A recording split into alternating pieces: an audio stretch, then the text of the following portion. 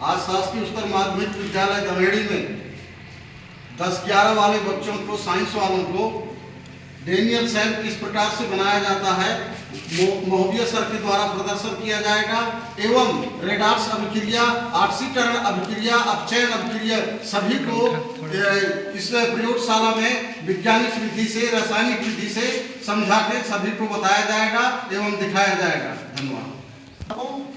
चलिए ठीक है बच्चों, ये 10th क्लास, 11th क्लास और 12th क्लास की जो केमिस्ट्री है ना, पूरे क्लास के केमिस्ट्री में दिया गया है कि डेनियल सेल है क्या। ठीक है, डेनियल सेल कैसे बनाया जाता है, डेनियल सेल का निर्माण कैसे किया जाता है, तो आज मैं आप लोगों को डेनियल सेल जो है बना करके दिखाऊंगा। ठीक है, क्या करूंगा मैं, बना करके दिखाऊंगा। ठीक है, मान लेते हैं सबसे पहले हमारे पास क्या होना चाहिए, डेनियल सेल बनाने के लिए। ठीक है, डेनियल सेल जो है दो लोगों से मिलकर बना है। कितने लोगों से, दो लोगों से। पहला है जिंक और दूसरा है कॉपर। ठीक है, पहला जिंक और दूसरा है कॉपर। जिंक भी धातु है और कॉपर भी धातु है। ठीक है, तो सबसे पहले मैं आपको दिखाता हूं, ये जिंक की रॉड है। क्या है, ये जिंक की रॉड है और ये कॉपर की रॉड है। समझ में आ रहा है ना। तो डेनियल सेल बनाने के लिए सबसे पहले हम क्या करेंगे, ये जिंक की जो रॉड है, जिंक सल्फेट के विलयन में इसको डाल देंगे।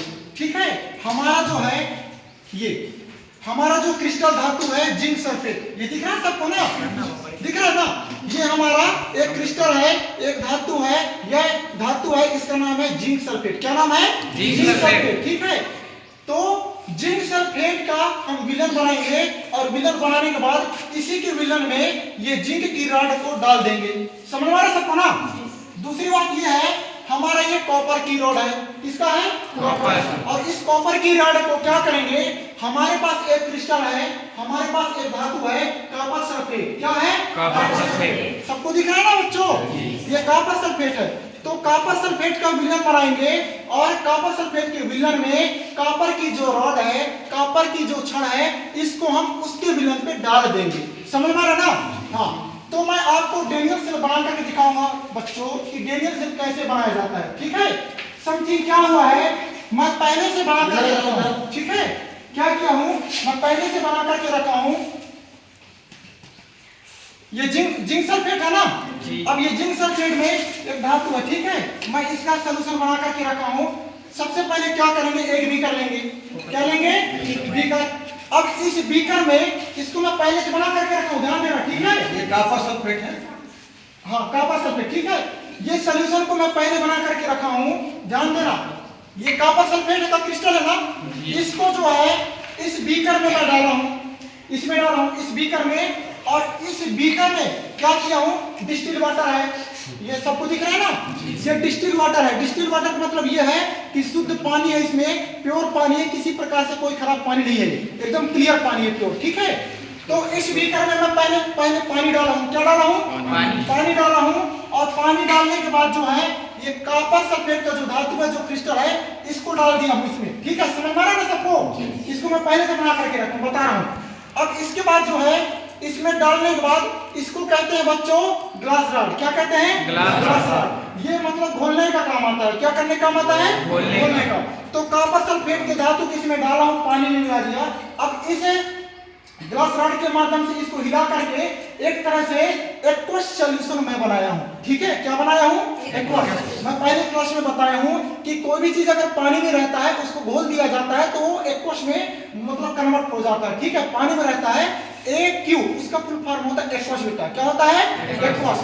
तो ये डिसॉल्व हो गया है। ठीक है, सॉल्यूशन बन गया हमारे पास, विलयन बन गया है। किसका विलयन बना बताओ, कॉपर सल्फेट का। किसका विलयन बना है, कॉपर सल्फेट का। अब ये कॉपर सल्फेट का विलयन बन गया है, मैं इसको ये रख दिया।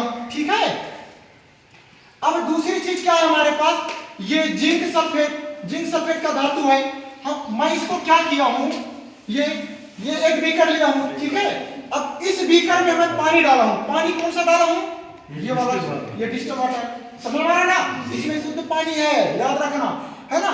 इस बीकर में पहले मैं ये पानी को डाला हूं और पानी को डालने के बाद ये जिंक जिंक सल्फेट का जो धातु है इसको डाला हूं, और इसको डालने के बाद बच्चों क्या किया हूं, ये ग्लास रॉड से इसको पूरी तरह से हिला करके मिक्स कर लिया हूं। ये पूरी तरह से सॉल्यूशन बन गया हमारा। क्या बन गया है? सॉल्यूशन मतलब मिश्रण बन गया है। समझ में आ रहा है सबको? जी। हाँ। अब ये तो बन गया है। अब ध्यान देना, अब क्या करते हैं उसमें, ये कॉपर सल्फेट के विलयन में इसको बना लिए विलयन, ये जिंक सल्फेट का बन गया। ठीक है, अब दोनों को जो क्या करते हैं, पोटेशियम क्लोराइड या सोडियम क्लोराइड का एक सेतु बनाएंगे, एक ब्रिज बनाएंगे। ठीक है, और उसको कनेक्ट करेंगे अपन गैल्वेनोमीटर से। ठीक है, इसका क्या नाम है बच्चों?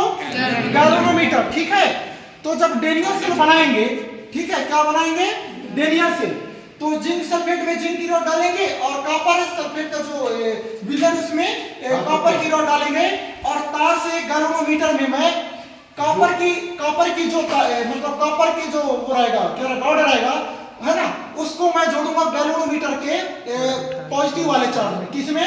प्लस चार्ज, जिसको बोलते हैं कैथोड। ठीक है, इस गैल्वेनोमीटर में बच्चों ये देखो प्लस चार्ज डीसी दिया ना, प्लस चार्ज डीसी, तो कॉपर वाला जो रॉड रहेगा उसमें तार कनेक्ट करके मैं इस गैल्वेनोमीटर के डीसी में प्लस चार्ज कैथोड में मैं कनेक्ट करूंगा। ओके, समझ में आया ना सबको?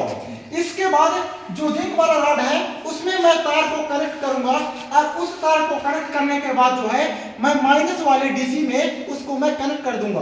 ठीक है, इसके बाद दोनों जो सेल है उसमें मैं एक ब्रिज डाल दूंगा, वह ब्रिज रहेगा सोडियम क्लोराइड का। इसके बाद क्या होगा, जो हमारा गैल्वेनोमीटर का जो रीडिंग है अभी जीरो पे है, अभी जीरो पे है ना जी। इसके बाद जब मैं ब्रिज को मैं डालूंगा सोडियम क्लोराइड का, तो जो ये वाला रीडिंग है वो आगे बढ़ जाएगी। क्या बढ़ेगी? आगे। जब आगे बढ़ जाएगी तो समझ जाना कि हमारा जो डेनियल सेल है ना, काम करना चालू कर दिया, विद्युत धारा प्रवाहित हो रही है। इस सेल के अंदर अभिक्रिया होगी, विद्युत रासायनिक, मतलब विद्युत ऊर्जा से रासायनिक ऊर्जा में परिवर्तित होना, और रासायनिक ऊर्जा से विद्युत ऊर्जा में परिवर्तित होना, यही तो हमारा विद्युत रसायन है। समझ में आ रहा ना जी? हाँ। अब देखना, मैं आप लोगों को बना करके दिखा रहा हूं। ठीक है, दोनों रॉड को दोनों में डालेंगे। अब देखना बच्चों, हाँ, अब मुझे बताइए किसका सोल्यूशन है बच्चों? Copper sulphate. ठीक है, ये किसका सोल्यूशन बनाए हुए हैं? Zinc sulphate. ओके, अब ये मैं रख दिया ना। हाँ। अब मेरे पास क्या है? तार है। ठीक है, तार है ना। हाँ, अब क्या करना है, सबसे पहले ये कॉपर के सोल्यूशन में ये कॉपर की रॉड है, दिख रहा सबको ना जी? हाँ,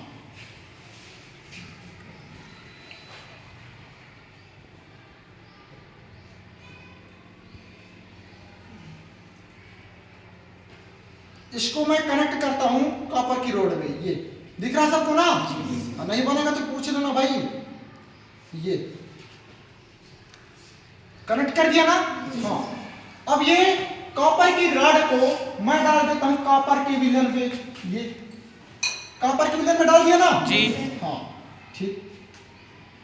दूसरा मैं क्या करता हूं, एक जिंक का रॉड लेता हूं। किसका? जिंक का। ये किसका रॉड है? जिंक। इस जिंक के रॉड को जिंक सल्फेट के विलयन में डाल देंगे। जिस तरह से कॉपर का जो रॉड है उसको कॉपर के विलयन में डाल दिए, उसी तरह से ये जिंक के रॉड को जिंक के सॉल्यूशन में डाल देंगे। समझ में आ रहा है ना? हाँ।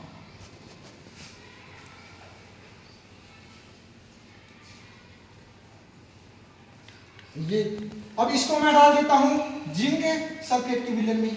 ये डाल दिए ना जी। अब हम इसको क्या करेंगे, गैल्वेनोमीटर में कनेक्ट करेंगे। ठीक है, जोड़ेंगे। जो कॉपर का जो रॉड है इसको कनेक्ट करेंगे बच्चों कैथोड वाले पे। कैथोड मतलब क्या है? Plus charge. ठीक है, कैथोड और एनोड है ना, प्लस और माइनस।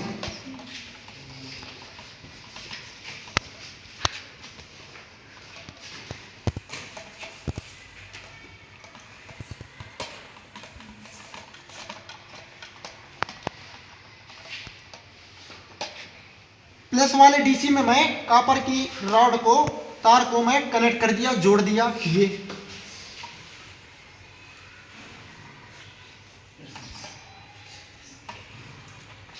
जिंक की रॉड को एनोड वाले में, माइनस वाले में मैं इसको जोड़ देता हूं। इसको भी कनेक्ट कर दिया।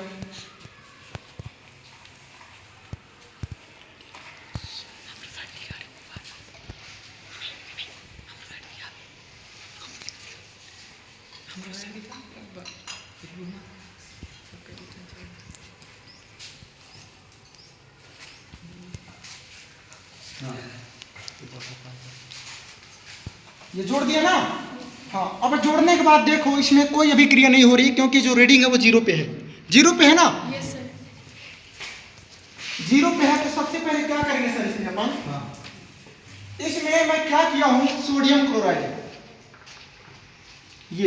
ये सोडियम क्लोराइड है। सब लोग जानते हो ना, नमक जानते हो ना? सबके घर में है ना नमक? हाँ, ये सोडियम क्लोराइड है। ये सोडियम क्लोराइड को इसमें डाला हूं, पानी के साथ इसको मैं मिला लिया, मतलब ये विलयन बन गया, ये एक तरह से, ठीक है। हाँ, अब ये सोडियम क्लोराइड का हमको क्या करना है, ब्रिज बनाना है। क्या बनाना है? ब्रिज मतलब सेतु। हमारे पास एक कॉटन का ये रुई है, ठीक है, ये रुई है, समझ में आ रहा है ना? हाँ, अब इस रुई को क्या करूंगा बच्चों, इसमें मैं मिला दूंगा। सोडियम क्लोराइड का बना सकते हो, पोटेशियम क्लोराइड का बना सकते हो, ठीक है।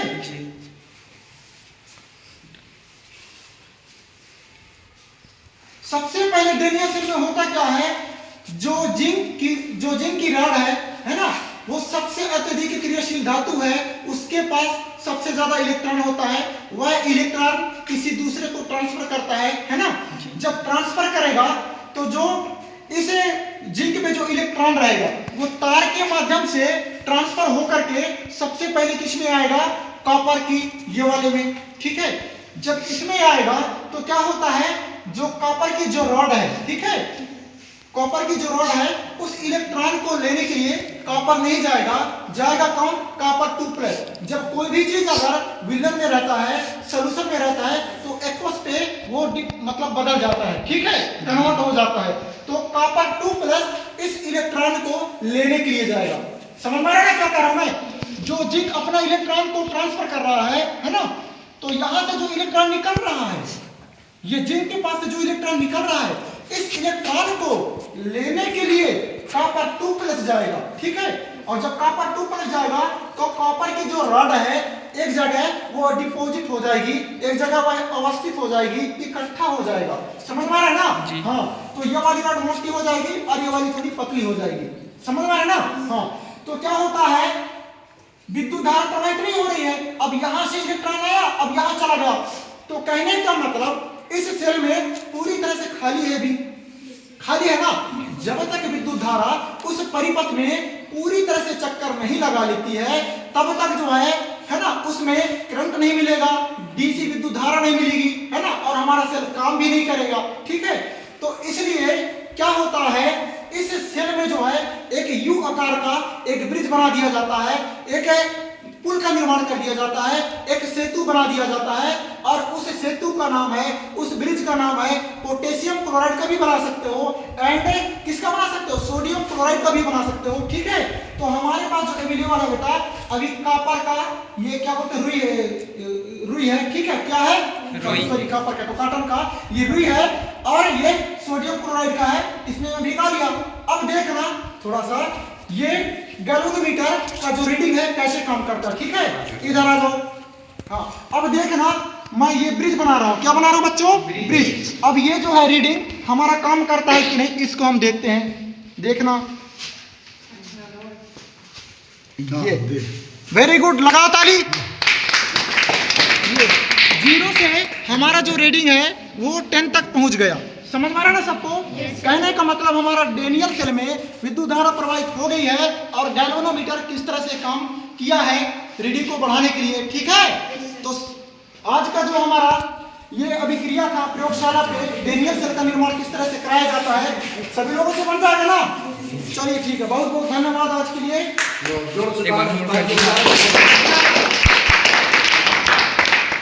डेनियल सेल कैसे बनेगा, सब बना लोगे ना, और परीक्षा में आएगा तो लिख लो।